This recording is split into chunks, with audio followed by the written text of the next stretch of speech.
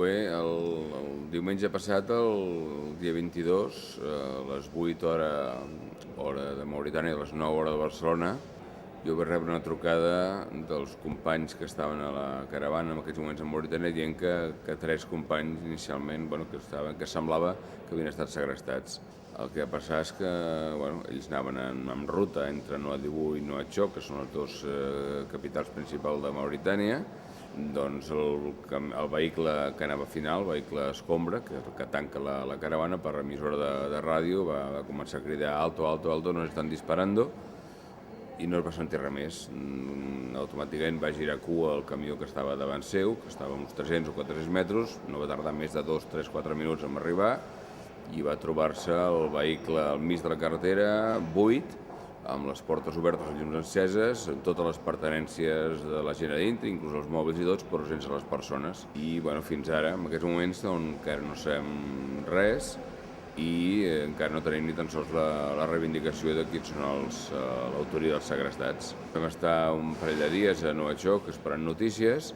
fins que es va prendre la decisió de continuar la caravana, i en aquests moments ja s'han iniciat, ahir ja va fer el repartiment de tots els projectes del nord del Senegal, i avui la caravana s'ha dividit en dos branques, una que va cap a Gàmbia i a l'est del Senegal, i l'altra va cap a Gàmbia i al sud del Senegal. Aquesta és la 9a edició que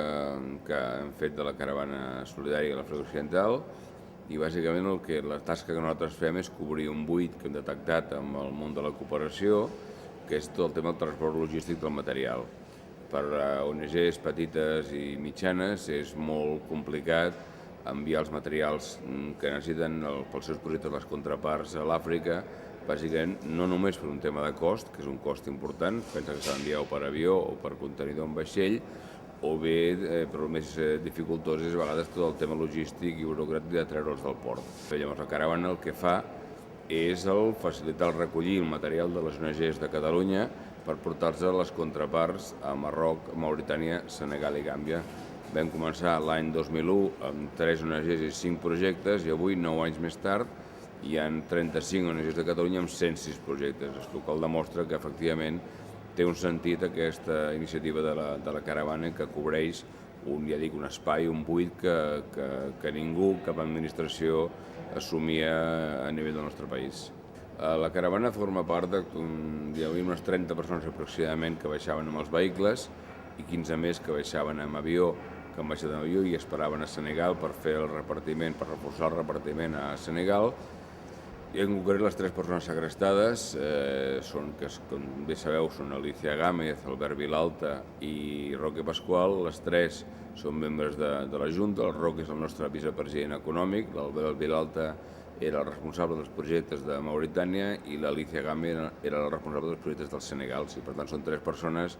no uns voluntaris qualsevol, són 3 persones molt integrades a l'associació i membres tots de la Junta amb responsabilitats. En un món globalitzat on vivim i on el terrorisme és un terrorisme global, ningú estem protegits. Aquesta és la ruta més segura de Mauritània, mai ha passat res. Aquest ha estat el primer incident i Mauritània no és un país insegur. Jo penso que hi ha hagut unes declaracions darrerament amb algunes persones de la política catalana que jo qualificaria primer d'inoportunes, perquè en aquest moment on hi ha les vides de 3 persones estan en joc, potser és un pèl inoportú, i també les qualificaria d'un pèl potser frívoles o poc coneixedores de la realitat. Jo penso que cal enviar un missatge de que els cooperants no som una banda de bojos suïcides que anem als països sense protecció, sinó que totes les organitzacions volen treballar de manera eficaç, volen treballar de manera segura i també apreixen les seves vides i les vides dels seus familiars i amics. Per tant, quan anem al territori